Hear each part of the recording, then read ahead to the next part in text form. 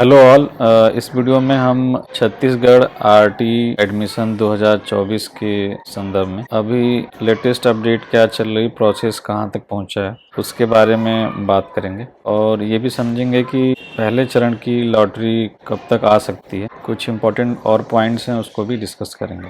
Chhattisgarh RT portal को visit करते ही सबसे पहले होम पेज पे आपको ये मैसेज दिख रहा होगा। इस मैसेज में बताया गया है कि आरटी के तहत प्रथम चरण के लिए नोडल द्वारा छात्र दस्तावेज परीक्षण का कार्य 18 अप्रैल से शुरू हो गया है और जो 17 मई 2024 तक होना है। अभी जो भी इन्होंने स्टार्टिंग में शेड्यूल हमें दिया था उसके हिसाब से सारा प्रोसेस टाइमली चल रहा है। आवेदन भी सबमिट हो गए थे और इस समय जो भी आपने ऑनलाइन आवेदन किया हुआ है उनका डॉक्यूमेंट वेरिफिकेशन चल रहा है। तो प्रोसेस अभी अपने टाइम पे ही है। जो भी इनका टाइम स्लॉट शुरू में डिसाइड हुआ था उसी के हिसाब से ही टाइमिंग चल रही है।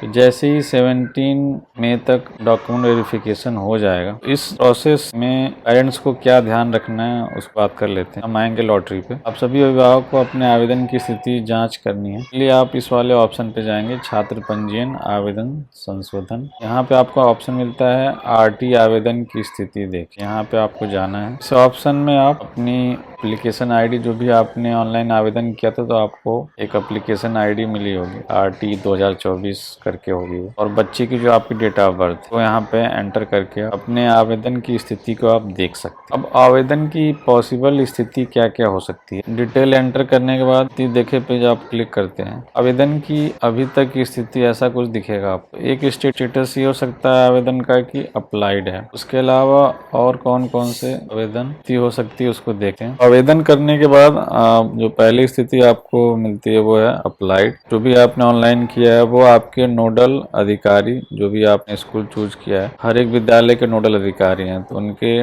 लॉगिन में वो रिफ्लेक्ट होती है, दिखती है। तो सबसे पहली जो स्थिति होती है आवेदन की वो होती है अप्लाइड। के बाद से नोडल अधिकारी उस आवेदन की जांच करते हैं, डॉक्यूमेंट वगैरह वेरीफाई करते हैं और फिर वो अपने लेवल पे आवेदन को, अगर डॉक्यूमेंट में कुछ कमी है, नोडल अधिकारी के अनुसार आवेदन में कोई जानकारी मिसिंग है, वो उसका स्टेटस, जो उसकी स्थिति, वो इनकम्प्लीट कर सकते हैं। उसके अलावा अगर आपने एक से ज्यादा बार फॉर्म भर दिया है तो वहाँ पे जो स्थिति बनती है वो होती है डुप्लीकेट आवेदन की स्थिति। और चौथी जो आवेदन की स्थिति है वो है रिजेक्ट। तो रिजेक्ट की स्थिति, अगर किसी कारणवश आवेदन को निरस्त किया जाना है, वो है रिजेक्ट की स्थिति। और जो सबसे महत्वपूर्ण है वो है अप्रूव्ड पार्शियली, यदि आवेदन नोडल अधिकारी की ओर से सत्यापित एवं प्रमाणित किया जाता है। तो आवेदन अगर अप्रूव्ड पार्शियली हो जाता है नोडल अधिकारी की साइड से, तभी आपका आवेदन कंप्लीट माना जाएगा। नोडल अधिकारी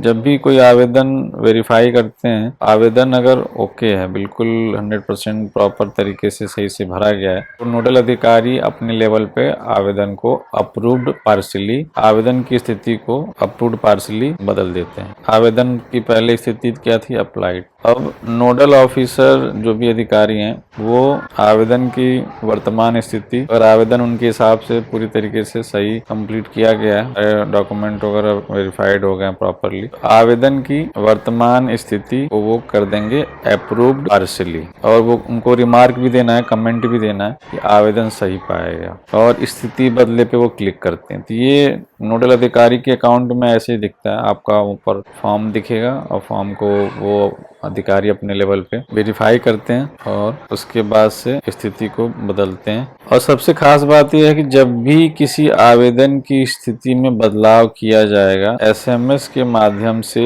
जानकारी पालक तक स्वतः ही पहुंचा दी जाएगी। तो ये भी आप इंश्योर करें कि आपको भी अपने आवेदन का स्टेटस एसएमएस के माध्यम से मिल गया है अप्रूव्ड पार्शियली, क्योंकि यहाँ बकायदा उन्होंने मेंशन किया है कि जब भी किसी आवेदन की स्थिति में बदलाव किया जाता है, मीन्स अगर नोडल ऑफिसर, नोडल अधिकारी आवेदन की स्थिति में बदलाव करेंगे तो उसकी सूचना आपको एसएमएस के माध्यम से मिलेगी। एक और खास बात है इसमें, यदि किसी आवेदन को डुप्लीकेट बताया जाता है तो ध्यान रहे कि उस बालक बालिका का कोई एक आवेदन अप्रूव्ड पार्शियली उनको करना है, अगर आवेदन सही है। भले ही आपने 2 आवेदन कर दिए हैं, लेकिन उनमें से कोई भी आवेदन जो बिल्कुल ओके होगा उसको नोडल ऑफिसर अपने लेवल पे उसकी स्थिति को बदलेंगे अप्रूव्ड पार्सली करेंगे, ताकि आगे ये आवेदन डिस्ट्रिक्ट एजुकेशन ऑफिसर, जिला शिक्षा अधिकारी हैं, तो उनके पास ही जाता है। सबसे इम्पोर्टेंट बात ये समझनी है, किसी भी आवेदन की स्थिति को नोडल अधिकारी द्वारा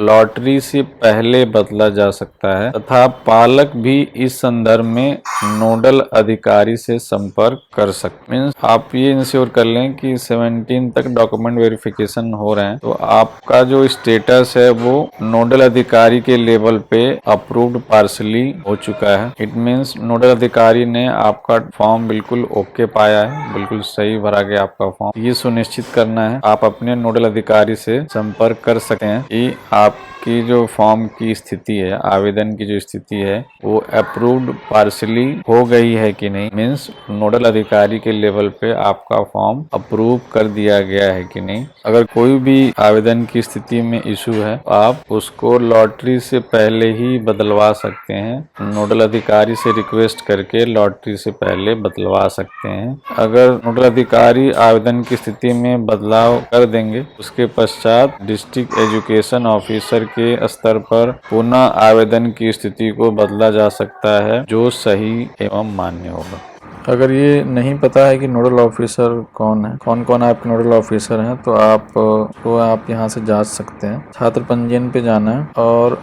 आवेदन का जो प्रिंट का ऑप्शन है उस पर आप जा सकते हैं। भरे हुए आवेदन प्रिंट करें, इस ऑप्शन पे क्लिक करेंगे। यहाँ अपने आवेदन क्रमांक और बच्चे की जन्म तिथि आवेदन यहाँ एंटर करके आवेदन प्रिंट करे पे क्लिक कर लेंगे। इससे आपको अपना भरा हुआ आवेदन मिल जाएगा। उसमें सबसे नीचे जाना है, तो ये इन्फॉर्मेशन आपके उस आवेदन में दिखेगी। इसमें जो भी आपने स्कूल सेलेक्ट किया था आवेदन भरते समय, उसकी एंट्री आपको मिलेगी। तो वहीं आपको यहाँ से इन्फॉर्मेशन मिल जाती है, नोडल की जानकारी, नोडल का नाम और उनका मोबाइल नंबर, नोडल का नाम और उनका मोबाइल नंबर। यहाँ से आप नोडल की जानकारी ले सकते हैं। और कोई भी आवेदन की स्थिति में दिक्कत आपको आ रही है, आप यहाँ पे जाके उनके ऑफिस में जाके आप अपने आवेदन की स्थिति को सुनिश्चित कर सकते हैं कि आवेदन आपका अप्रूव्ड पार्सली हुआ है कि नहीं। क्योंकि नोडल अधिकारी को अपने लेवल पे अपने लॉगिन से आपके आवेदन को अप्रूव्ड पार्सली करना है। उसके बाद आपका आवेदन